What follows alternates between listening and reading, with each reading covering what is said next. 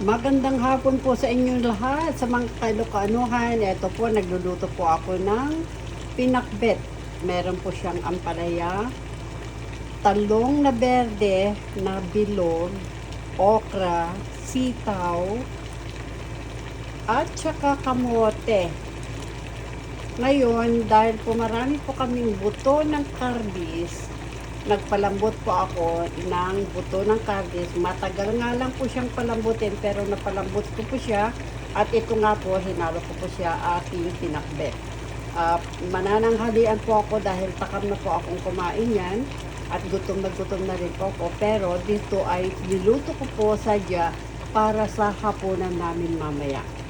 Maaga lang po ako nagluluto dahil minsan gusto ko pong mag-nap in the afternoon, kaya po ako'y nagluluto na para hindi na ako pagmamadaling magluto pa para sa mga darating galing ng trabaho. Kaya eto po, kain po tayo.